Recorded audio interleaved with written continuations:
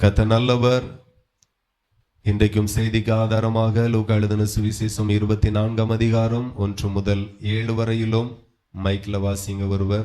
வாரத்தின் முதலாம் நாள் அதிகாலையிலே தாங்கள் ஆயத்தம் பண்ணின கந்த வர்க்கங்களை அவர்கள் எடுத்துக்கொண்டு வேறு சில ஸ்திரீகளோடு கூட கல்லறையினிடத்தில் வந்தார்கள். கல்லறையை அடைத்திருந்த கல் புரட்டி தள்ளப்பட்டிருக்கிறதை கண்டு உள்ளே பிரவேசித்து கர்த்தராகிய இயேசுவின் சரீரத்தை காணாமல் அதை குறித்து மிகுந்த கலக்கமடைந்திருக்கையில் பிரகாசமுள்ள வஸ்திரம் தரித்த 2 பேர் அவர்கள் அருகிலே நின்றார்கள். அந்த ஸ்திரீகள் பயப்பட்டு தலை கவிழ்ந்து தரையை நோக்கி நிற்கையில் அந்த 2 பேரும் அவர்களை நோக்கி, உயிரோடு இருக்கிறவரை நீங்கள் மரித்தோரிடத்தில் தேடுகிறது என்ன? அவர் இங்கே இல்லை, அவர் உயிர் தெழுந்தார். ஹல்லேலூயா. கர்த்தருடைய நாமத்திற்கு மகிமை உண்டாகட்டும். 2000 ஆண்டுகளுக்கு முன்பதாக இயேசு கிறிஸ்து இந்த பூமியில் மனுஷனாய் பிறந்தார். பிதாவினுடைய சித்தத்தை நிறைவேற்றினார். பிதாவினுடைய சித்தத்தை ஜனங்களுக்கு பிரசங்கித்தார். எல்லா ஜனங்களுடைய பாவங்களுக்காக சிலுவையில் அறையப்பட்டு இரத்தம் சிந்தி மரித்து அடக்கம் பண்ணப்பட்டு 3ஆவது நாள் பிதாவாகிய தேவனுடைய ஆவியினால உயிர் தெழும்படியாய் பிதா இரக்கம் பாராட்டினார். நான் சொல்லுகிறேன், இயேசு கிறிஸ்து எப்படி உயிர் தெழுந்தாரோ அதே உயிர் தெழுதல் ஒரு நாள் நமக்கும் கிடைக்கும், நமக்கும் உண்டாகும். ஒரு மனுஷன் எப்படி பரலோகத்துக்கு போவான் அப்படின்னா, இயேசு கிறிஸ்து சொல்லுகிறார், நானே வழியும் சத்தியமும் ஜீவனுமாய் இருக்கிறேன் என்று. பரலோகத்திற்கு ஒரு மனுஷன் எப்படி போவான் அப்படின்னா, அதுக்கு இயேசுதான் வழி, இயேசுதான் சாட்சி. அவர் எப்படி போனாரோ அப்படியே நாமும் போவோம். அவர் மரித்து அடக்கம் பண்ணப்பட்டு 3ஆவது நாள் உயிர் தெழுந்தார். அதே போல இயேசு கிறிஸ்து ஒரு நாள் மத்திய ஆகாயத்தில் வருவார். அன்றைக்கு நாம் உயிரோடு இருந்தால் மறுரூபமாக்கப்பட்டு அவரோடு கூட சேர்த்து கொள்ளப்படுவோம். ஒருவேளை அவர் வரும்போது நம்முடைய நாட்கள் முடிந்திருந்து நாம் மரித்து அடக்கம் பண்ணப்பட்டிருந்தால் நம்முடைய கல்லறைகள் திறக்கப்பட்டு நம் மறுரூபமாக்கப்பட்டு அவரோடு கூட சேர்த்து கொள்ளப்படுவோம். இந்த ஒரு நிகழ் வெகு சீக்கிரத்துல நடக்க போகிறது. வெகு சீக்கிரத்துல இயேசு வருவார். எத்தனை பேர் விசுவாசிக்கிறீர்கள்? நாம் ஆராதிக்கிற இயேசு கிறிஸ்து இரட்சகர், மீட்பர் சீக்கிரமாய் வரப்போகிறார். தேவனுக்கு மகிமை உண்டாகட்டும். அப்படியேதான் அதற்கு அடையாளமாக, அதற்கு முன் நிகழ்வாக தான் இயேசு கிறிஸ்துவனுடைய பாடுகளும் மரணங்களும் உயிர்த்தெழுதலும் நம்முடைய கண்களுக்கு முன்பதாக எழுதப்பட்டிருக்கிறது.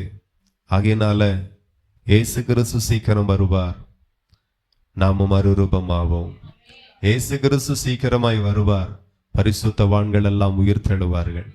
ஆண்டவருக்கு மகிமை உண்டாகட்டும். ஒவ்வொரு நாளும் தேசங்களில் நடக்கிற ஒவ்வொரு சம்பவங்கள், சூழ்நிலைகள், பிரச்சனைகள் எல்லாம் பார்த்தீங்கன்னா எல்லாமே ஒரே ஒரு காரியத்தை தான் திரும்ப திரும்ப ஞாபகப்படுத்துகிறது. உங்கள் மீட்பர் சீக்கிரம் வரப்போகிறார், உங்க இரட்சகர் சீக்கிரம் வரப்போகிறார். தேவனுக்கு மகிமை உண்டாகட்டும். அமெரிக்கா தேசத்தில் ஒரு வெடிகுண்டு ஆயத்தமாக்கப்பட்டு கொண்டே இருக்கிறது. அது எந்த மாதிரியான தாக்குதலா இருக்கும் அப்படின்னா, ஜப்பான்ல போடப்பட்ட வெடிகுண்டை காட்டிலும், அந்த அணு ஆயுதத்தை காட்டிலும் கிட்டத்தட்ட 350 மடங்கு பெரியதா இருக்கும் என்று சொல்லப்படுகிறது. ஒவ்வொரு நாளும் நாடுகள் சமாதானத்தை தேடுகிறதோ இல்லையோ பிரச்சனையை தேடிக்கொண்டிருக்கிறது, பிரச்சனையை வளர்த்து கொண்டிருக்கிறது.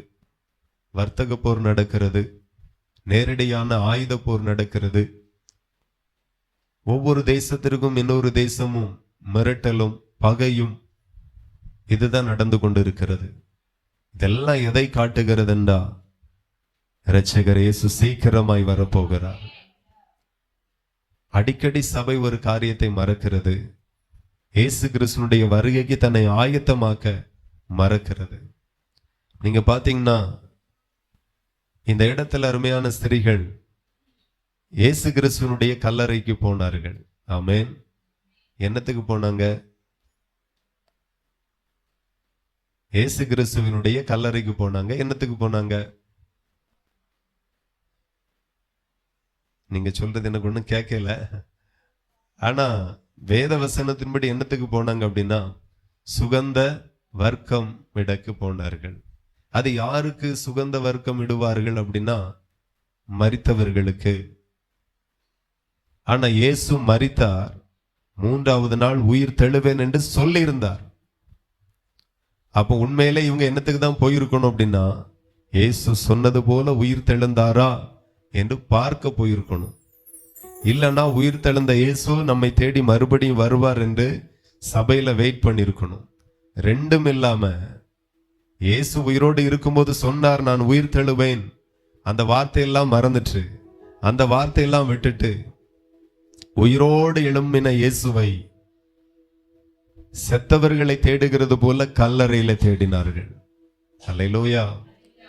இவர்களை காட்டிலும், சீசர் கூட்டத்தை காட்டிலும், தேவனை சார்ந்தவர்களை காட்டிலும், இயேசு கிறிஸ்துவை சார்ந்தவர்களை காட்டிலும் சாராதவர்கள், இயேசுவை சாராதவர்கள் அவர் சொன்ன வார்த்தையை இருதயத்தில் வைத்திருந்தார்கள். அல்லேலூயா. இருதயத்தில் வைத்திருந்தார்கள். பரிசேயரும் வேதபாரகரும் பிலாத்தினிடத்துல போய் சொல்லுகிறாங்க, அந்த இயேசு உயிரோடு இருக்கும்போது நான் மரித்து மூன்றாவது நாள் உயிரோடு எழும்புவேன் என்று சொன்னார். ஒருவேளை அது நடந்தாலும் நடக்கும், அதனால நீங்க காவல் போடணும். அவரே உயிரோடு எழும்பினாலும் நாம விடக்கூடாது. பின்ன முந்தின எத்தை காட்டிலும் பிந்தின எத்து பயங்கரமாய் போகும். அவர் உயிரோடு இருக்கும்போது நடந்த கலகத்தை காட்டிலும் அவர் சொன்னபடியே உயிர் தெழுந்து விட்டாரானால் பெரிய பிரச்சனை ஆயிரும். நம்ம மதத்திற்கு பெரிய பிரச்சனை ஆயிரும், நம்முடைய கோட்பாடுக்கும் பெரிய பிரச்சனை ஆயிரும். ஆகையினால காவல் போடணும் அப்படின்னு நான் சொல்லுகிறேன். இயேசுவை நேசித்தவர்களை காட்டிலும் நேசிக்காதவர்களுக்கு அவர் சொன்ன வார்த்தையின் மேல ஒரு நம்பிக்கை இருந்தது, ஒரு விசுவாசம் இருந்தது. ஒருவேளை உயிர் தெழுந்து விட்டார். ஆகையினால அடக்கம் பண்ணப்பட்ட பிறகும் அவர்கள் விடல. அல்லேலூயா. ஆமா, அடக்கம் பண்ணப்பட்ட பிறகும் விடல. நீங்க எடுத்து வாசிங்க மத்தேயு எழுதின சுவிசேஷம் 27.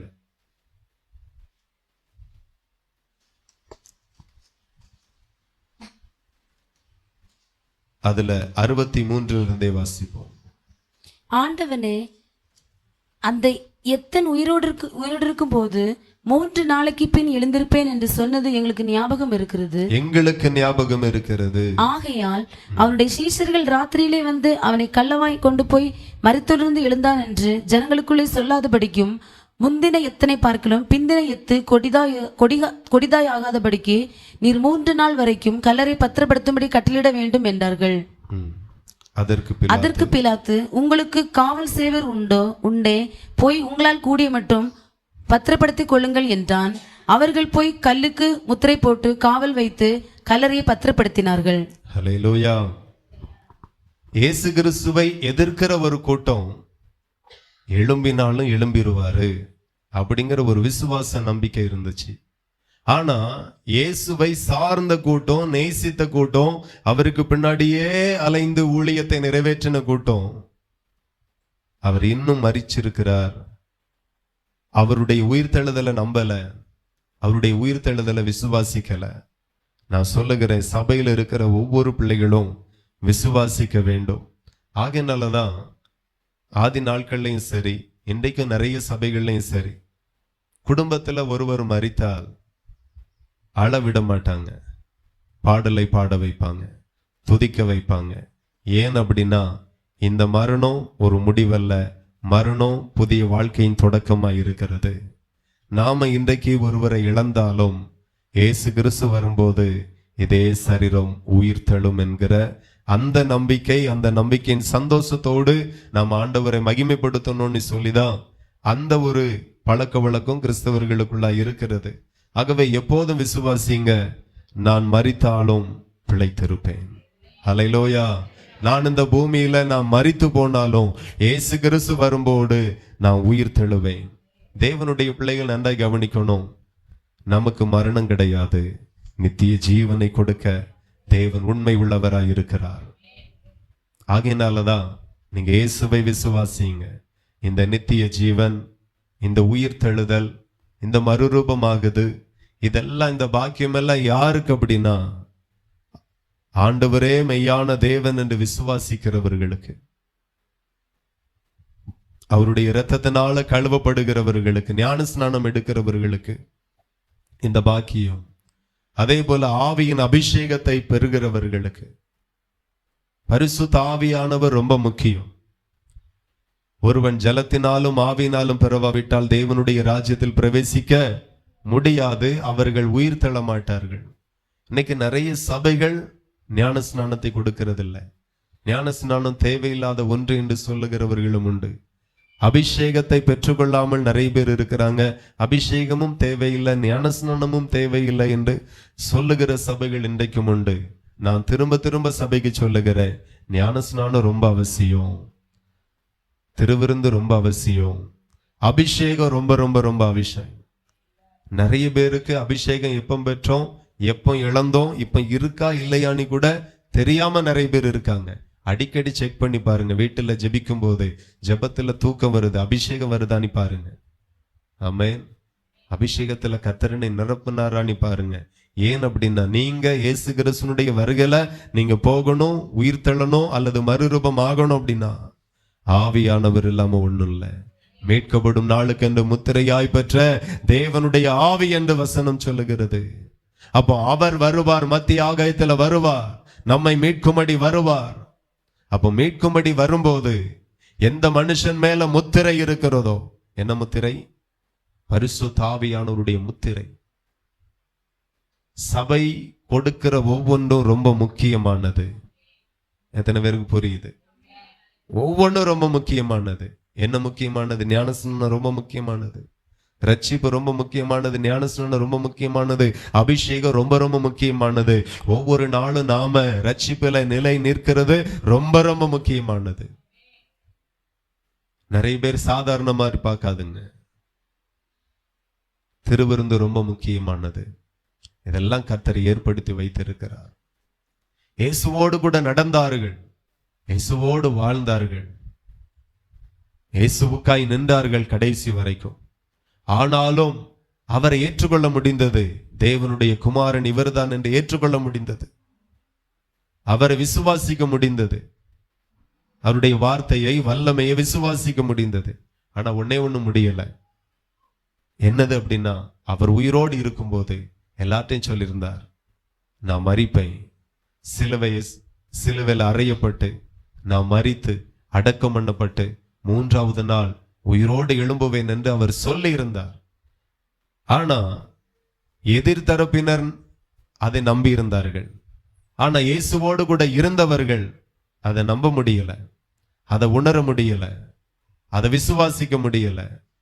மரித்தவர்களுக்கு 3வது நாள் என்ன சடங்கை செய்வார்களோ அதை செய்யும்படி கல்லறையின் இடத்தில் அதிகாலையில தூப வர்க்கத்தோடு சுகந்த வர்க்கத்தோடு இயேசு கிறிஸ்துவை சந்திக்க போனார்கள். அல்லேலூயா.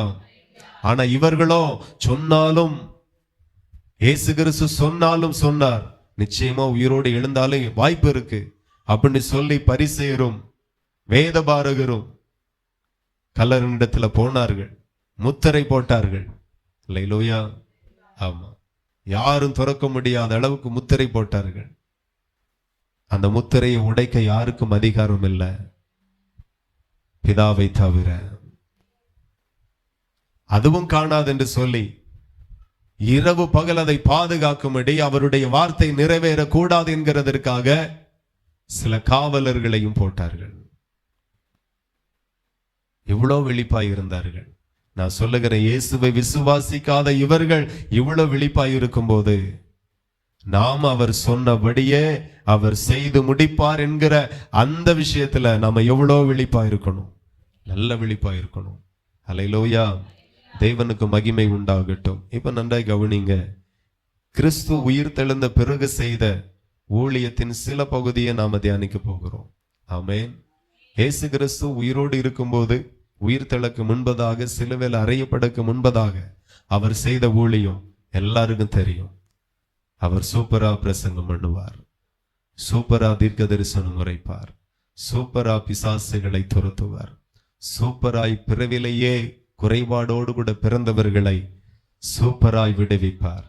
அவருடைய ஊழியம் ரொம்ப சூப்பராய் இருந்துச்சு. நாம் அதெல்லாம் பார்த்தோம், கேள்விப்பட்டோம். இப்போ கிறிஸ்து உயிர் தெழுந்த பிறகு அவர் செய்த ஊழியம், சொல்ல வேண்டிய முக்கியமான சில வார்த்தைகள் இருக்கிறது. அதை நாம் இன்றைக்கு தியானிக்க போகிறோம். ஹல்லேலூயா, தேவனுக்கு மகிமை உண்டாகட்டும். கர்த்தர் நல்லவர். இப்ப பாருங்க, லூக்கா எழுதின சுவிசேஷம் 24:13 நாம வாசிப்போம்.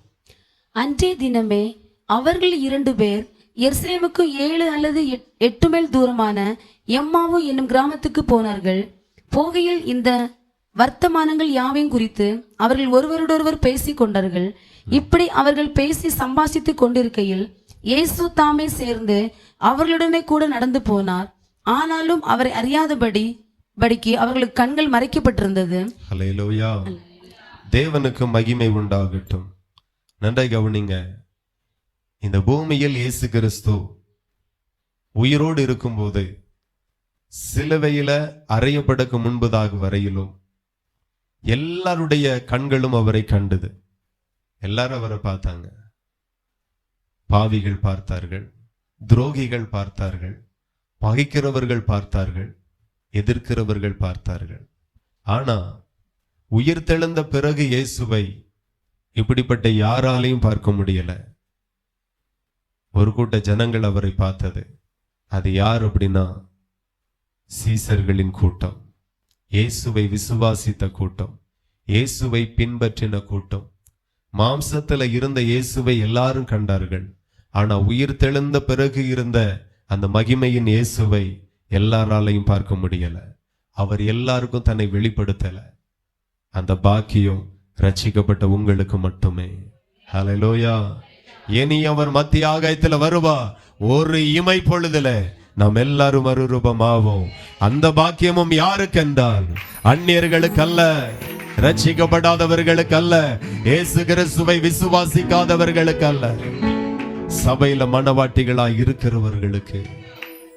ஆமென். மற்றவங்களுக்கு என்ன நடக்குதுன்னே தெரியாது. ஆனா ஒன்றை கேள்விப்படுவார்கள், கிறிஸ்தவர்கள் நிறைய பேர் காணல. ஹல்லேலூயா, நிறைய பேரை காணல, என்னாச்சுன்னே தெரியல. அதுக்கு ஒரு தனிப்பட அமைச்சு ஜான் ஜபராஜ தேடின மாதிரி தேடுவாங்க. ஆமென். ஆமா, என்ன கிறிஸ்தவர்கள் எல்லாரும் எங்க போயிட்டாங்க, காணலையே. ஒரு தனிப்பட அமைப்பாங்க, கண்டுபிடிக்க முடியாது. அடுத்த ஒரு படம் அமைப்பாங்க, கண்டுபிடிக்க முடியாது. இப்படி பல தனிப்படைகள் அமைப்பாங்க, கிறிஸ்தவர்களை காணவே முடியாது. எங்க போயிட்டாங்க அப்படின்னா இயேசுவோடு போயிட்டார்கள், இயேசுவோடு கூட சேர்க்கப்பட்டுட்டாங்க. இனி அவர்களை பார்க்க முடியாது. இந்த பாக்கியமும் அவருடைய பிள்ளைகளுக்கு மட்டும்தான், அவருடைய பிள்ளைகளுக்கு மட்டும்தான். இயேசு கிறிஸ்து உயிர் தெழுந்த பிறகு அவர் செய்த ஊழியம், உயிர்த்தெழுக்கு முன்பதாக அந்த ஊழியம் எல்லாருக்குமானதா இருந்துச்சு. உயிர் தெழுத பிறகு அவருடையவர்களுக்கு மட்டுமே. அவர் போய் தன்னை அடித்தவனுக்கு தன்னை வெளிப்படுத்தல, தன்னை நிந்தித்தவனுக்கு வெளிப்படுத்தல, பொய் சாட்சி சொன்னவர்களுக்கு தன்னை வெளிப்படுத்தல. இன்றைக்கும் இஸ்ரவேலில ஒரு பேச்சு இருக்கிறது, அவர் உயிர் தெழல, அவருடைய சீசர்கள் 11 பேர் உண்டு. அன்றைக்கு எல்லாருமா சேர்ந்து அவருடைய சரீரத்தை எடுத்துட்டு போய் எங்கேயோ ஒளிச்சு வேற இடத்துல மாத்திட்டாங்க. அவர் சொன்னபடி இன்னும் உயிர் தெழல, அவர் கிறிஸ்துவே கிடையாது, கிறிஸ்து இனிமேதான் வருவார்னு சொல்லி இன்னைக்கும் ஒரு கூட்டம் நம்பிக்கொண்டிருக்கிறது. ஹல்லேலூயா, தேவனுக்கு மகிமை உண்டாகட்டும். நாமோ அவருடைய வருகைக்கு ஆயத்தப்பட்டு கொண்டிருக்கிறோம். வருகையில் அவரை சந்திக்கும்படி ஆயத்தப்பட்டு கொண்டிருக்கிறோம். ஆகவே இயேசு கிறிஸ்து உயிர் தெழுந்த பிறகு செய்த ஊழியம் அந்நியர்களுக்கு அல்ல, புறஜாதிகளுக்கு அல்ல, சீசர்களுக்கே செய்தார். ஹல்லேலூயா. என்ன ஊழியம் செய்தார்? சொன்னபடி உயிர் தெழுந்த அந்த மகிமையின் சாயல் அவர்களுக்கு வெளிப்படுத்தினார். லோடு கூட பேசினார். கலங்கி கொண்டிருந்தார்கள், திகைத்து கொண்டிருந்தார்கள். அடுத்த கட்டம் என்ன என்று சொல்லி ஒரு மிகப்பெரிய கேள்விக்குறியோடு இருந்தார்கள். தன்னை வெளிப்படுத்தினார், அவர்களுக்கு வெளிப்படுத்தினார். இதுதான் மரித்த பிறகு இயேசு கிறிஸ்து செய்த ஊழியத்தின் மகிமை. ஹல்லேலூயா. தேவனுக்கு மகிமை உண்டாகட்டும். அடுத்த ஒரு பகுதியை நாம் வாசிப்போம். மத்தேயு எழுதின சுவிசேஷம் இல்ல, இதே லூக்கா 24:30 வாசிப்போம். லூக்கா 24:30. அவர்களோட அவர் பந்தி இருக்கையில் அவர் அப்பத்தை எடுத்து ஆசீர்வதித்து அதை பிட்டு அவர்களுக்கு கொடுத்தார். அப்பொழுது அவருடைய கண்கள் திறக்கப்பட்டு அவரை அறிந்தார்கள். உடனே அவர் அவர்களுக்கு மறைந்து போனார். அப்பொழுது அவர்கள் ஒருவரை ஒருவர் நோக்கி, வழியிலே அவர் நம்முடனே பேசி வேத வாக்கியங்களை நமக்கு விளக்கம் காட்டின பொழுது நம்முடைய இருதயம் நமக்குள்ளே கொழுந்து விட்டு எரியவில்லையா என்று சொல்லிக்கொண்டு அந்நேரமே எழுந்து எருசலேமுக்கு திரும்பி போய் 11 அவர்களுடைய இருந்தவர்களும் கூடியிருக்க கண்டு, கர்த்தர் மெய்யாகவே உயிர்த்தெழுந்து சீமோனுக்கு தரிசனமானார் என்று அவர்கள் சொல்லிக்கொண்டு சொல்ல கேட்டு. அல்லேலூயா. தேவனுக்கு மகிமை உண்டாகட்டும். உயிர்த்தெழுந்த பிறகு ஆண்டவர் செய்த ஒரு ஊழியத்தினுடைய ஒரு சின்ன பகுதி என்ன அப்படின்னா, 31வது வசனம் சொல்லுகிறது, அப்பொழுது அவர்களுடைய கண்கள் திறக்கப்பட்டது. அல்லேலூயா. யாருடைய கண்கள் திறக்கப்பட்டது? சீசர்களுடைய கண்கள். நன்றா கவனிக்கணும்.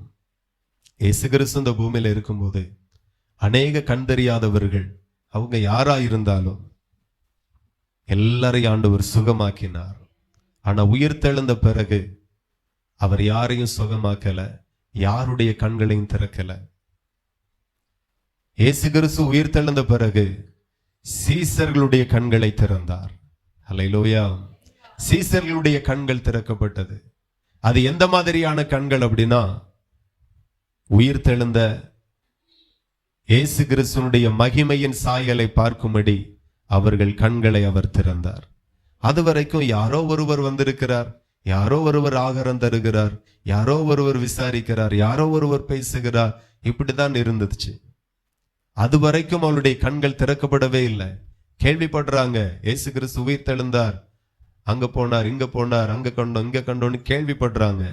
ஆனா பக்கத்துல இருந்த பிறகும் அவரை பார்க்க முடியல, அவர் அறிய முடியல. அப்பந்தான் ஆண்டவர் அடுத்த ஒரு ஊழியத்தை செய்தார். அவருடைய கண்களை அவர் திறந்தார். அல்லேலூயா. அவருடைய கண்களை திறந்தார்.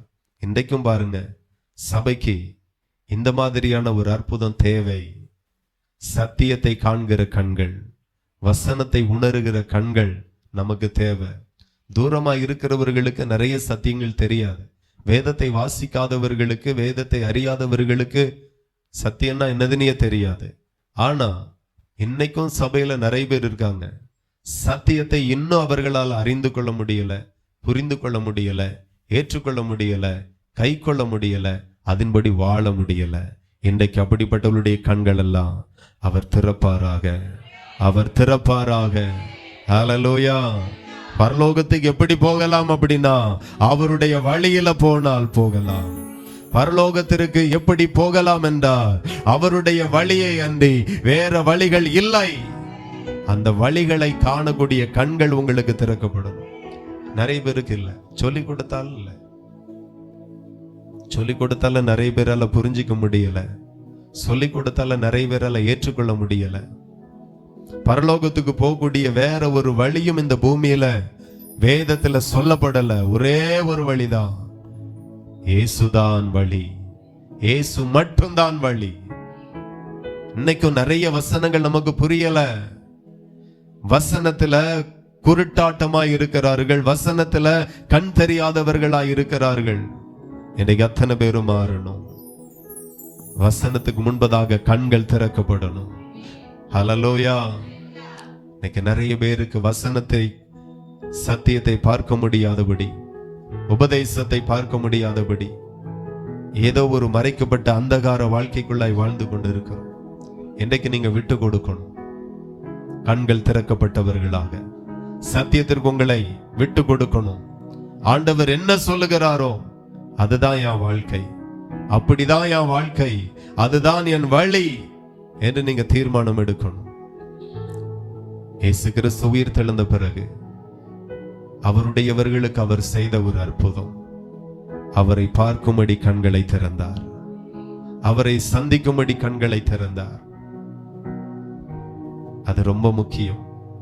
இன்னைக்கு நிறைய பேருக்கு சத்தியத்துல கண்கள் திறக்கப்படல, உபதேசத்துல கண்கள் திறக்கப்படல.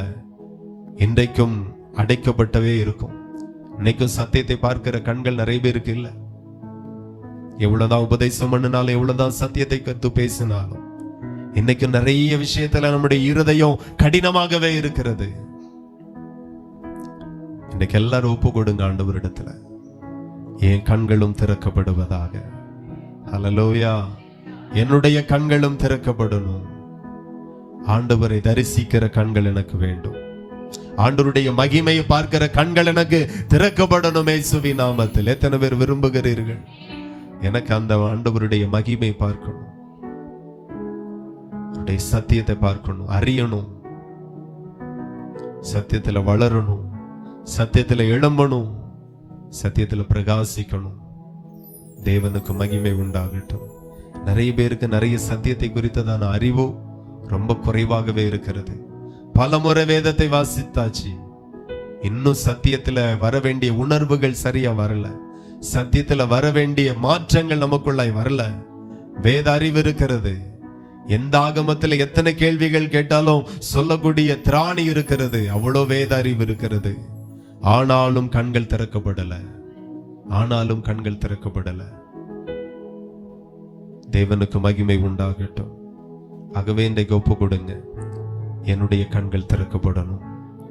மரித்த இயேசுவை பார்க்கிற கண்கள், இயேசு கிறிஸ்துவினுடைய வார்த்தையை ஆராய்ந்து பார்க்கிற கண்கள், அறிந்து கொள்ளுகிற கண்கள் எனக்கு திறக்கப்படட்டும். நீங்க கேட்கணும். லூக்கா எழுதின சுவிசேஷம் 24:44 வாசிப்போம். அவர்களை நோக்கி, மோசேயின் நியாயப்பிரமாணத்திலும் தீர்க்கதரிசிகளின் ஆகமங்களிலும் சங்கீதங்களிலும் என்னை குறித்து எழுதியிருக்கிறவைகள் எல்லாம் நிறைவேற வேண்டியதாயிற்று என்று நான் உங்களோடு இருந்தபோது உங்களுக்கு சொல்லி கொண்டு வந்த சுவிசேஷங்கள் இவைகளே என்றார். அப்பொழுது வேத வாக்கியங்களை அறிந்து கொள்ளும்படி அவர்களுடைய மனதை அவர் திறந்து அவர்களை நோக்கி, எழுதியிருக்கிறபடி கிறிஸ்து பாடுபடவும் 3ஆம் நாளில் மரித்தோரிலிருந்து எழுந்திருக்கவும் வேண்டியதா இருந்தது. அன்றையும் மனம் திரும்புதலும் பாவ மன்னிப்பும் எருசலேம் தொடங்கி சகல தேசத்தாருக்கும் அவருடைய நாமத்தினாலே பிரசங்கிக்கப்படவும் வேண்டியது. போதும்.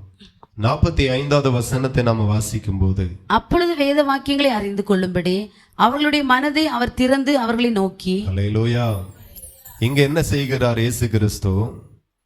வேத வாக்கியங்கள் எல்லாம் அறிந்து கொள்ளும்படி அவர்களுடைய மனதை அவர் திறந்தார். அல்லேலூயா. ஆமா, இயேசுவோடு இருந்தவர்கள் தான், ஆனா மனசெல்லாம் எப்படி இருந்திருக்கு? திறக்கப்படாமல் இருந்திருக்கு. கண்கள் எல்லாம் திறக்கப்படாமல் இருந்தது. இயேசு கிறிஸ்து உயிர் தெழுந்த பிறகு வேத வாக்கியங்களை அறிந்து கொள்ளும்படி அவர்களுடைய மனதை அவர் திறந்தார் என்று சொல்லப்பட்டிருக்கிறது. ஒருவேளை நான் ரட்சிக்கப்பட்டுட்டேன், நான் மனம் திரும்பிட்டேன், அபிஷேகம் பெற்றுட்டேன், ஆனா வசனத்தினுடைய ஒரு வெளிப்பாடே எனக்கு இல்லை அப்படின்னா, நீங்க ஜெபிக்கணும், உங்க இருதயம் இன்றைக்கு அவரால் திறக்கப்படுவதாக. இது ரொம்ப முக்கியமான பகுதி. இன்னைக்கும் நான் நிறைய பேரை பார்க்கிறேன், கிறிஸ்தவர்களா இருக்கிறாங்க, கிறிஸ்துவுக்காக வாழுகிறாங்க, ஆனா கிறிஸ்துவின் சிந்தை மட்டும் இல்லை. அப்படி எத்தனை பேர் இங்க இருக்கீங்களோ எனக்கு தெரியல. நீங்க கிறிஸ்தவர்கள், கிறிஸ்துவுக்காக வாழுகிறவர்கள், ஆனா கிறிஸ்துவனுடைய சிந்தை மட்டும் இல்லை. இயேசு கிறிஸ்து சகிக்கிறவராயிருந்தார், எல்லாவற்றையும் ஏற்றுக்கொள்ளுகிறவராயிருந்தார், எல்லாரையும் மன்னிக்கிறவராயிருந்தார். பச்சை துரோகி யூதாஸ் காட்டி கொடுத்து அடையாளத்தோடு வருகிறான், முத்தத்தினால காட்டி கொடுக்க வருகிறான். அவனையும் அவர் பார்த்து கொஞ்சம் கூட மூஞ்சிய திருப்பாம, சிநேகிதனே என்னத்திற்காய் வந்திருக்கிறாய் என்று, சிநேகிதனே என்று சொல்லி கேட்டார். நம்ம ஆளா இருக்கணும் அந்த இடத்துல. துரோகி துரோகி துரோகின்னு கத்தி கூச்சலிட்டு சும்மாவே பேதுரு சும்மா இருக்க மாட்டார். அல்லேலூயா. வெட்டு அவரே வெட்டி இருப்பார். ஆனா இயேசு கிறிஸ்து சிநேகிதனே என்றார். கிறிஸ்துவனுடைய சிந்தை அப்படியே நமக்குள்ள வரணும். கிறிஸ்துவனுடைய சிந்தை, பழைய மனுஷன் களைந்து போடப்படணும். பழைய மனுஷனுடைய சுவாபங்களும் கிரியைகளும் நமக்குள்ள கொஞ்சம் கூட இருக்கக்கூடாது, கொஞ்சம் கூட இருக்கக்கூடாது. கிறிஸ்துவுக்குள்ளாக நாம புது சிருஷ்டியா இருக்கும். கிறிஸ்துவனுடைய சிந்தை எல்லாம் அப்படியே நமக்குள்ள வரணும். வேதத்துல சொல்லப்பட்ட ஒவ்வொரு வார்த்தைக்கும் நம்மளை அப்படியே அர்ப்பணிக்கணும். மணவாளன் இயேசு கிறிஸ்து மத்தியாகத்துல வரப்போகிறார். எத்தனை பேருக்கு புரியுது? அவர் சீக்கிரமாய் வரப்போகிறார். அவருடைய வருகைக்கு நீங்க எல்லாம் ஆயத்தமாகணும். மணவாட்டிகளா ஆயத்தமாகணும். அலங்கரிக்கப்பட்ட மணவாட்டியாய்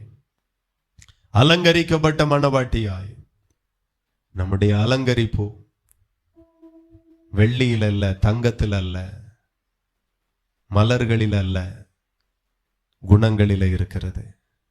அல்லேலூயா. விலையேறப்பட்ட அலங்கரிப்பு என்று சொல்லி இவைகளை தான் சொல்லி இருக்கிறது. நல்ல குணங்களினால உங்களை எப்படியெல்லாம் அலங்கரிக்க முடியுமோ அப்படியெல்லாம் அலங்கரிங்க. ஆமென்.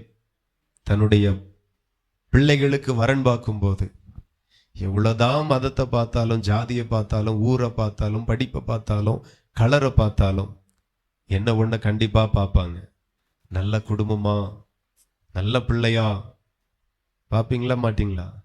இல்லை எவ்வளோ கிடைக்கும்னு பார்ப்பீங்களா? நீங்கெல்லாம் இருக்கிற சைஸை பார்த்தா எனக்கு என்னமோ தோணுது. என்ன பார்ப்பீங்க? நல்ல பிள்ளை தானா, நல்ல குணமா, குடும்பத்தை அனுசரிக்குமா, வந்த ஆளை விசாரிக்குமா, யாருக்கு தெரியும்?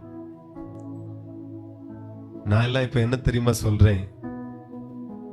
வெளி பிரகாரமா என்னெல்லாம் பாக்குறீங்களோ அதுதான் ஒரிஜினல். வேறெல்லாம் டூப்ளிகேட், வாச்சா வாய்க்கும். அதனால சிலர் என்ன நினைக்கிறாங்கன்னா, பாவப்பட்ட பிள்ளைகளை பார்க்கணும். குணம் வேற, வசதி வேற. பாவப்பட்ட பிள்ளைகள்கிட்ட நிறைய குணம் இருக்குன்னு நினைக்கிறீங்களா? கிடையாது. வசதியான பிள்ளை, துமுறு பிடிச்ச பிள்ளையா இருப்பா அப்படின்னு நினைக்கிறாங்க. கடைசியில பார்த்தா எங்கிருந்தெல்லாமோ வந்து இவ்வளவு கட்டணும் அப்படிங்கிற மாதிரி ஆயிருது. வெளி பிரகாரமா என்னெல்லாம் பாக்குறீங்களோ அதுதான் உண்மை. ஹைட்டை பாக்குறீங்க, வெயிட்டை பாக்குறீங்க, கலரை பாக்குறீங்க, மதத்தை பாக்குறீங்க, ஜாதியை பாக்குறீங்க, பாஷையை பாக்குறீங்க, இனத்தை பாக்குறீங்க, ஊரை பாக்குறீங்க, எல்லாம் பாக்குறீங்க. அந்த இதுதான் உண்மை. நல்லவளா இருப்பா, தாழ்மையா இருப்பா, அன்பா இருப்பான். அதெல்லாம் இருதயத்துல மறைந்திருக்கிற குணங்கள், யாராலையும் பார்க்க முடியாது. ஹல்லேலூயா. ஆனாலும் நான் உங்களை வாழ்த்துகிறேன். உங்க குடும்பத்திற்கு வரக்கூடிய பிள்ளைகள் நல்ல மகளாக கர்த்தர் கொண்டு வருவார், நல்ல மகனாக கர்த்தர் கொண்டு வருவார். ஆமென். அதற்கு நீங்க இப்பவே விதைக்க ஆரம்பிக்கணும். ஆமா, எதை விதைக்கிறாயோ அதை தான் நீங்க அறுப்பீங்க. நல்லதை விதைச்சு போடுவோம், ஒரு நாள் மொத்தமா விளையும். அதனால சகித்து கொள்ளுங்கள். கிறிஸ்துவும் நம்ம பிள்ளைகளுக்கே வரன் பார்க்கும் போது இப்படிதான் பார்க்கிறோம். அப்போ கிறிஸ்துவனுடைய மனவாட்டியும் தன்னை எதை கொண்டு அலங்கரிக்கணும் அப்படின்னா, நல்ல குணங்களினால உங்களை அலங்கரிக்கணும். உங்களை ஆயத்தப்படுத்துங்க.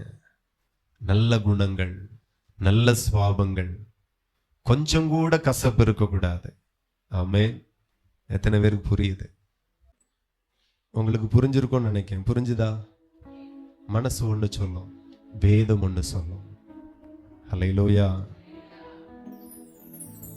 உள்ளான மனுஷன் ஒண்ணு சொல்லுவான், மாம்சம் ஒண்ணு சொல்லும். ரெண்டு நினைவுகளோட குந்தி குந்தி நடக்க கூடாது, ஒரே நினைவாக. ரெண்டு நினைவுகளால ஓடுனா ஓட முடியாது. ஒண்ணு முன்னாடி போக சொல்லும், ஒண்ணு பின்னாடி போக சொல்லும். ஒரு ஊழியத்தை நமக்கு பேசும்போது அங்க என்ன இருக்கு, என்ன கிடைக்கும், இது நாள் வரைக்கும் நாம் விசாரிச்சதும் கிடையாது, யோசித்ததும் கிடையாது. கூட ஒரு ஊழியம் செய்ய பாக்கியம் கிடைக்குதா, அது மட்டும்தான் பார்த்துருக்கோம். எத்தனை பேருக்கு புரியுது? இதனால நான் யோகியன் என்று சொல்லி நிரூபிக்க வரல. ஒரு சின்ன எடுத்துக்காட்டுக்காக என்ன சொல்லணும்னு எனக்கு தெரியல, ஆனா உங்களுக்கு புரிகிற மாதிரி இதை சொல்றேன். எத்தனை பேருக்கு விளங்குது? விளங்குச்சா விளங்கலையா? விளங்கணும், அப்பதான் விளங்க முடியும். அதனால சொல்லுகிறேன், உள்ளான மனுஷன் ஒண்ணு எப்பவுமே சொல்லும், அளந்துதான் பேசணும், அளந்துதான் சிரிக்கணும், அப்படி ஒண்ணு சொல்லும். நீங்க அளவே இல்லாம பேசணும், அளவே இல்லாம நேசிக்கணும். உன்னிடத்துல நீ அன்பு கூறுகிறது போல பிறனிடத்திலே அன்பு கூறணும். ஹல்லேலூயா. இதுதான் சத்தியம். அன்புல நிலைத்து இருக்கணும். இயேசுவோடு கூட வாழ்ந்தாலும் பாருங்க, இருதயம் திறக்கப்படலையே. எப்படி இருக்காங்க? பிற்பாடு இயேசு மனதை திறந்தார். ஹல்லேலூயா. அவர்களுடைய மனதை திறந்தார். அதுக்கு பிறகுதான் உயிர் தெழுந்த இயேசுவை பார்க்க முடிந்தது, அறிய முடிந்தது. இன்றைக்கு நான் சொல்லுகிற உயிர் தெழுந்த இயேசு எங்கேயோ இல்ல, உங்களுக்குள் தான் இருக்கிறார். எத்தனை பேர் நம்புறீங்க? உங்களுக்குள் இருக்கிறார், ஆவியாய் இருக்கிறார், எனக்குள் இருக்கிறார். அந்த இதுல கூட நிறைய பேருடைய மனசு திறக்கப்படல. என்ன நினைச்சிட்டு இருக்கோம்? உள்ள எனக்கு யார் இருக்கா, எனக்கு யார் இருக்கா? ஏன் இந்த கேள்விகள் எழும்புகிறது? நான் சொல்லுகிறேன், உங்களோடு கூட வானத்தையும் பூமியும் படைத்த சர்வ வல்லமை உள்ள தேவன் உங்களோடு தான் இருக்கிறார், உங்களோடு தான் இருக்கிறார். ஹல்லேலூயா. உங்களோடு தான் இருக்கிறார். கண் திறக்கப்பட்டா நீங்க இப்படி எல்லாம் பேசுவீங்களா? இருதயம் திறக்கப்பட்டிருந்தால் இப்படி எல்லாம் பேசுவீங்களா என்ன? மனசு திறக்கப்பட்டா இப்படி எல்லாம் பேசுவோமா என்ன? கண்டிப்பா பேச மாட்டோம், கண்டிப்பா பேச மாட்டோம். ஆனா நம்ம இன்னைக்கு பேசுறோம் அப்படின்னா காரணம் என்ன தெரியுமா? இதுதான் காரணம். மனசு திறக்கப்படல, மனசு திறக்கப்படல, அடைக்கப்பட்டு இருக்கிறது. லீதியாளின் இருதயம் திறக்கப்பட்டது போல சபையில இருக்கிற ஒவ்வொருவருடைய இருதயத்தையும் உயிர் தெழுந்த இயேசு திறக்க விரும்புகிறார், திறக்க விரும்புகிறார்.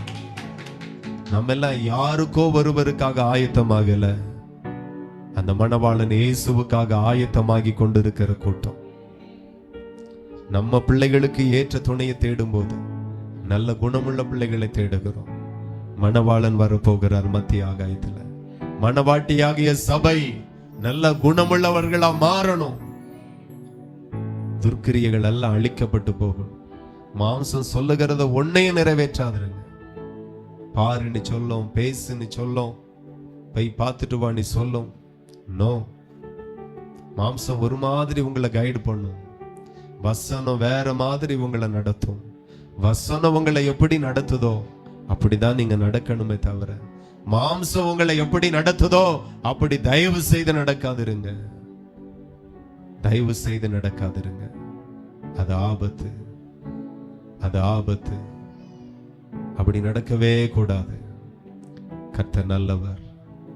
கவனிங்க, இருதயத்தில் இன்னும் நிறைய சொல்லும்.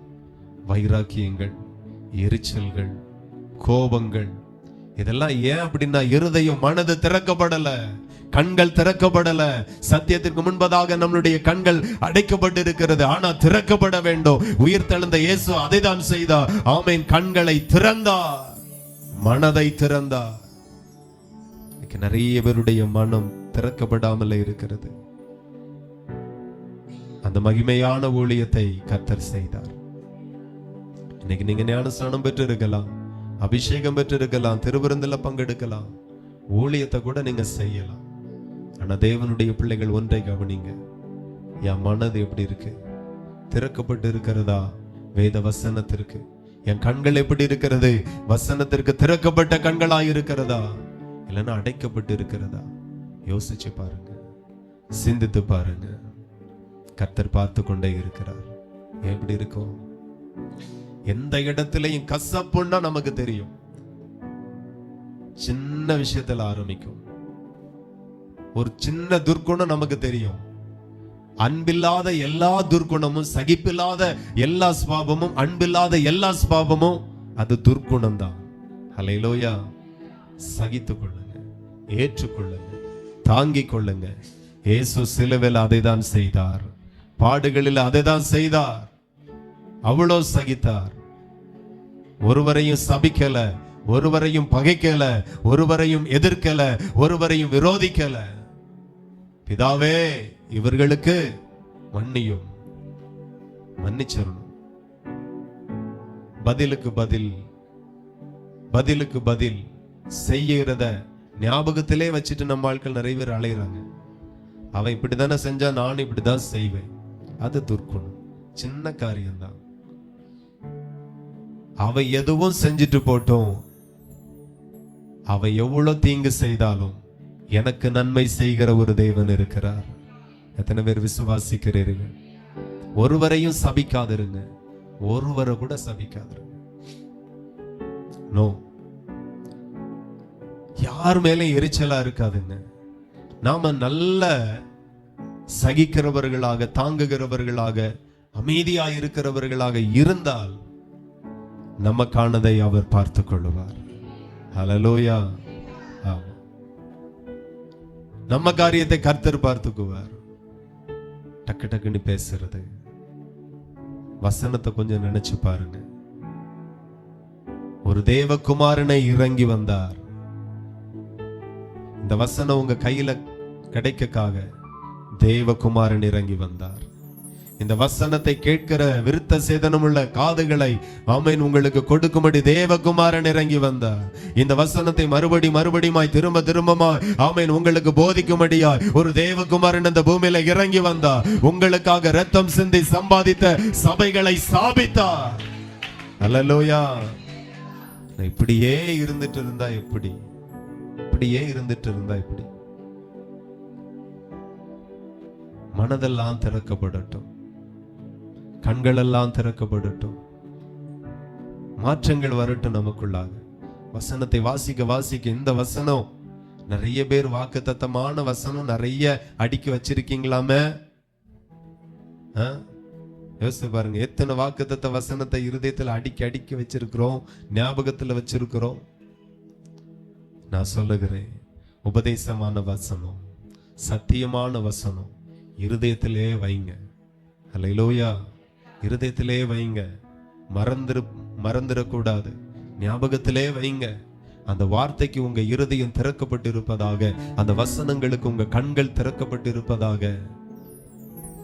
இந்த மகிமையான ஊழியத்தை இயேசு கிறிஸ்து செய்தார். அல்லேலூயா. தேவனுக்கு மகிமை உண்டாகட்டும். கர்த்தர் நல்லவர். நீங்க இப்படி எல்லாம் வாழும்போது ஒரு நாள் மத்திய ஆகாயத்துல இயேசு கிறிஸ்து மறுபடியும் வருவார். அல்லேலூயா. மறுபடியும் இயேசு கிறிஸ்து மத்திய ஆகாயத்துல வருவார். இரண்டாவது பாத்தீங்கன்னா, யாருக்கு இந்த கண்கள் திறக்கப்படாது அப்படின்னா, வசனத்தை எடுங்க. சங்கீதம் 25:14. சங்கீதம் 25:14. கர்த்தருடைய ரகசியம் அவருக்கு பயந்தவரிடத்தில் இருக்கிறது, அவர்களுக்கு தம்முடைய உடன்படிக்கை தெரியப்படுத்துவார். ஹல்லேலூயா. எடுத்துட்டீங்களா? கர்த்தருடைய ரகசியம் யாரிடத்துல இருக்கா? அவருக்கு பயந்தவர்களிடத்துல இருக்கிறது. இன்னும் நிறைய காரியம் நமக்கு மறைக்கப்பட்டு போன காரணம் என்ன? நமக்கு சரியான ஒரு தேவ பயம் இல்லை. அதனால நிறைய காரியம் நமக்கு தெரியாது. 10 நேரம் வாசிச்சிருப்போம், ஆனாலும் கண்கள் திறக்கப்படாத நிலையில, இருதயம் திறக்கப்படாத நிலையில தான் இருக்கும். கர்த்தர் தன்னை வெளிப்படுத்தணும்னா இருதய கடினமாய் இருந்தவர்களுக்கு தன்னை வெளிப்படுத்தல. ஆமென். நான் தான் கிறிஸ்து, நான் தான் தேவனுடைய குமாரன் என்று சொல்லுகிறார், நான் தான் இரட்சகர் என்று சொல்லுகிறார், அதற்கேற்ற கிரியைகளை நடப்பிக்கிறார். ஆனாலும் யாரும் அவரை அறிந்து கொள்ள முடியல. வேதபாரகர் தான், போதிக்கிறவர்கள் தான், அவர்களுடைய கரத்துல தீர்க்கதரிசிகளுடைய ஆகமம் உடையவர்கள் தான், ஆனாலும் இயேசுவை அறிய முடியல. ஹல்லேலூயா. இன்னைக்கு நீங்க ரட்சிக்கப்பட்டவர்கள் தான், அபிஷேகம் பண்ணப்பட்டவர்கள் தான், திருவிருந்து ஆராதனையில பங்கெடுக்கிறவர்கள் தான், சபையில முக்கியமான பொறுப்புகளில பங்கு வகிக்கிறவர்கள் தான். ஆனாலும் நிறைய காரியம் மறைக்கப்பட்டு இருக்கிறது. அதுக்கு நிரந்தரமான ஒரு வழி என்ன தெரியுமா? கர்த்தருக்கு பயப்படணும். ஒரு மனுஷன் கர்த்தருக்கு பயப்பட்டார், ஆமென், ஆண்டவருடைய வார்த்தை சொல்லுகிறது, கர்த்தருடைய ரகசியம் அவருக்கு பயந்தவர்களிடத்தில் இருக்கிறது. தன்னுடைய ரகசியத்தை அப்படிப்பட்டவர்களுக்கு தான் அவர் கொடுக்கிறார். எப்போதும் தேவ பயமுடையவர்களாகவே வாழுங்க. தேவ பயம் எப்போது நமக்குள்ள இருக்கணும். பேச முன்பதாக 10 நேரம் யோசிங்க.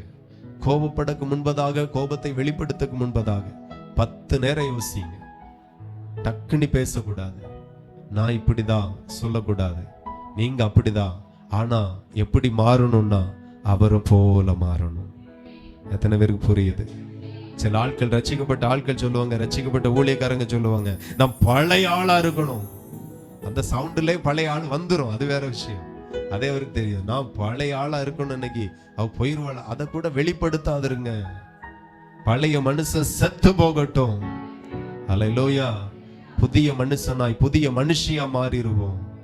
அந்த புதிய மனுஷனுக்காக தான் இயேசு கிறிஸ்து வந்தா, இரத்தத்தை சிந்தினா, ஜீவனை கொடுத்தா, தம்முடைய ஆவியும் கொடுத்தா, தன்னுடைய வசனத்தை கொடுத்தா. இனி வேற என்ன உங்களுக்கு கொடுக்கணும்? என்ன கொடுக்க இருக்கிறது? எல்லாமே கொடுத்துட்டார். கர்த்தருக்கு மட்டும் பயந்து பயந்து இருந்தா நிறைய காரியங்கள், நிறைய ரகசியங்களை கற்றுக் கொடுப்பார்.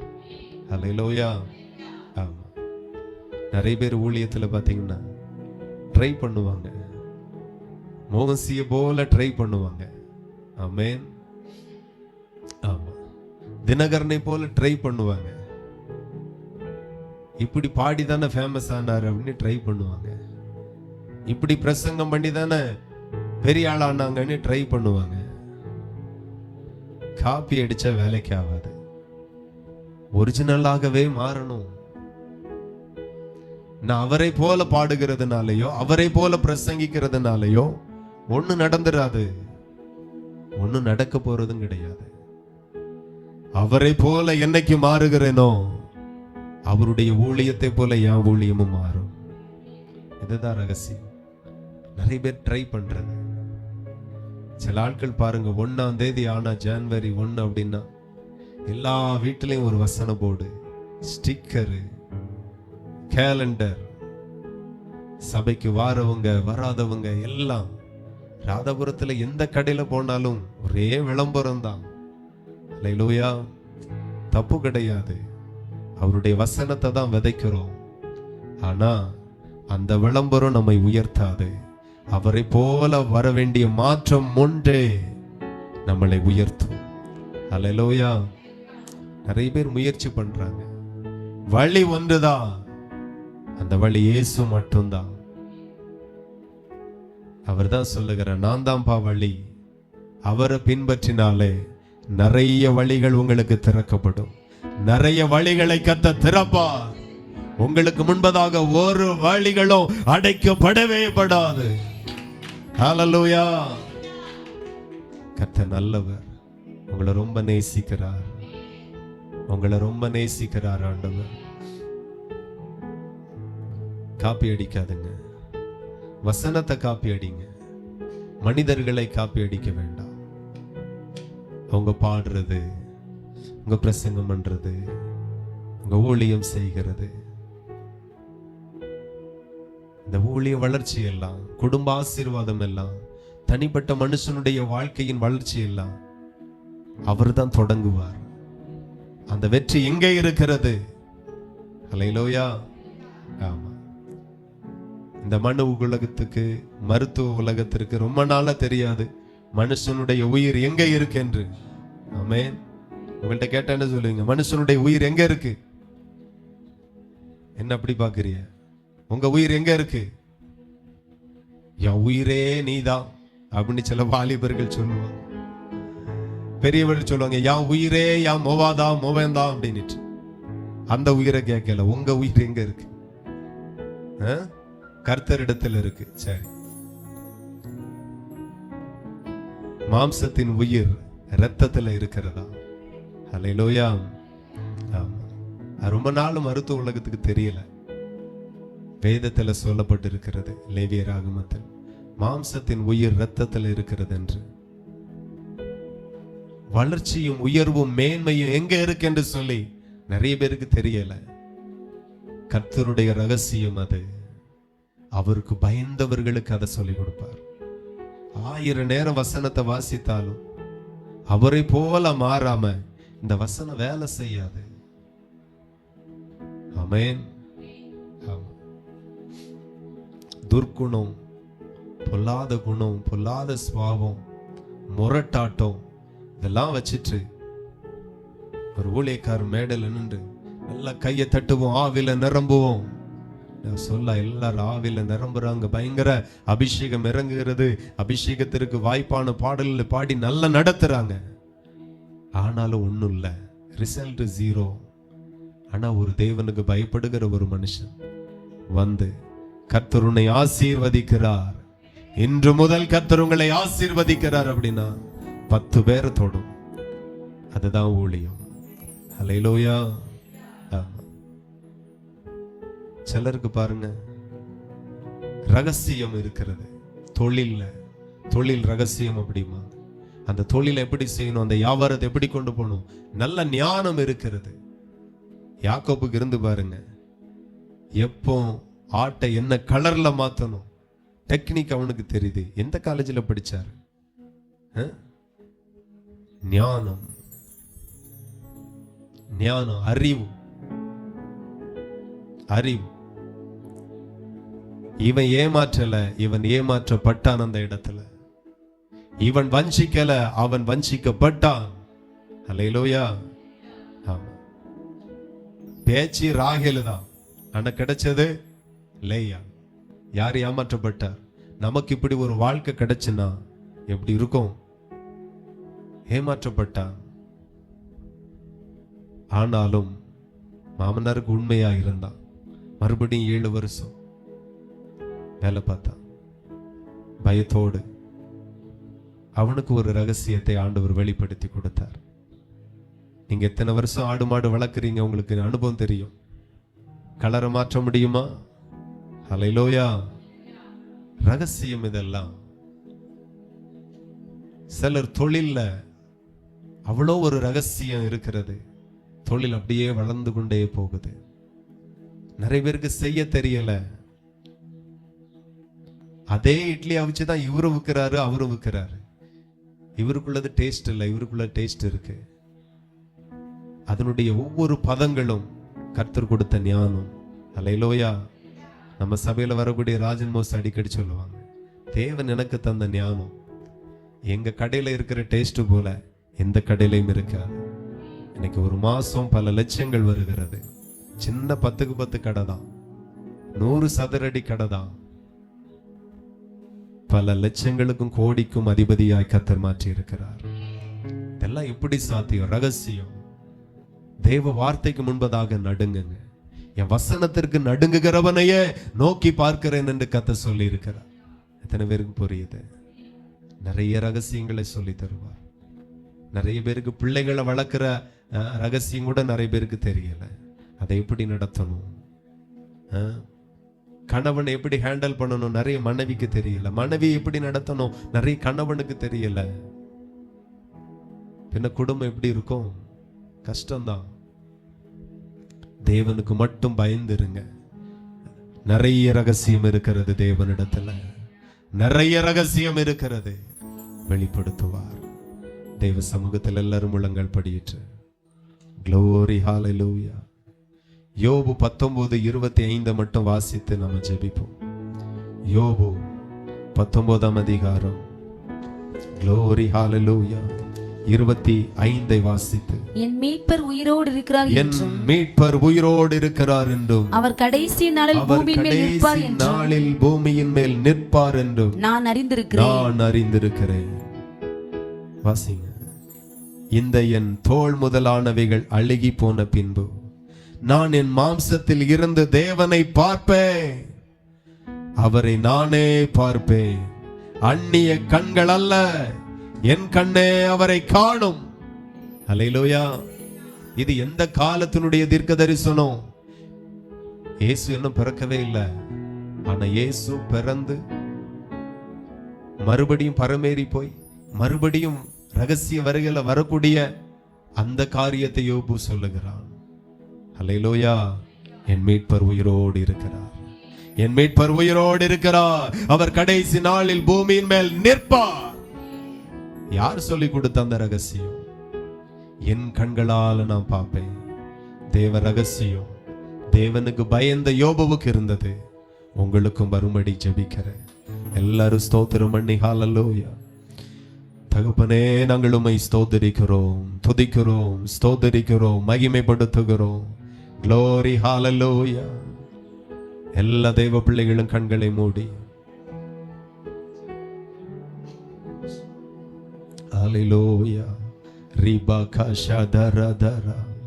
எல்லாரும் துதியுங்கள். கர்த்தர் நல்லவர். எல்லாரும் ஸ்தோத்திரம் பண்ணுங்க. தேவன் நல்லவர், பெரியவர். ஆண்டவரே, என் கண்கள் திறக்கப்படுவதாக, என் மனது திறக்கப்படுவதாக, என் செவிகள் திறக்கப்படுவதாக, உணர்வுள்ள இருதயம் எனக்கு கிடைப்பதாக. தேவனுக்கு முன்பதாக, சத்தியத்திற்கு முன்பதாக என் இருதயம் திறக்கப்படட்டும். ஏசப்பாவி நாமத்தில், ஏசப்பாவி நாமத்தில். ஆண்டவர், எனக்கு அந்த கிருபைகளை தாருங்க. சோதரம் சோதரம் சோதரம் சோதரம் சோதரம். எல்லாரும் துதியுங்க, எல்லாரும் துதியுங்க. ஆண்டவரே, என் மனது திறக்கப்படட்டும், என் கண்கள் திறக்கப்படட்டும், என் செவிகள் திறக்கப்படட்டும்,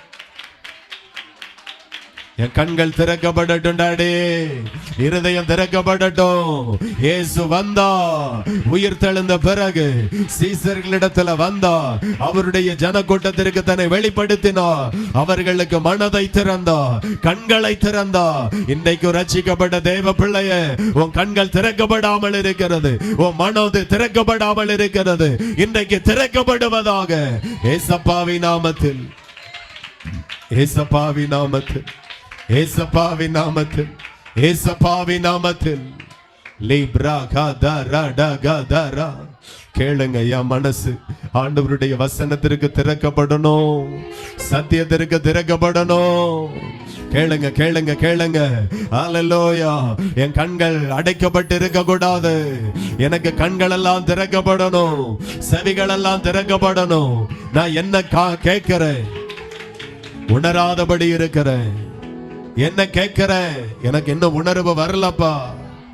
கர்த்தருடைய ரகசியம் அவருக்கு பயந்தவர்களிடத்துல இருக்கிறது. பயப்படுங்க, கர்த்தருக்கு பயப்படுங்க, ராஜாவுக்கு பயப்படுங்க. துணிகரமா இருக்காதுங்க, வசனத்துக்கு மீறி நடக்காதிருங்க. நன்றி, நன்றி, நன்றி.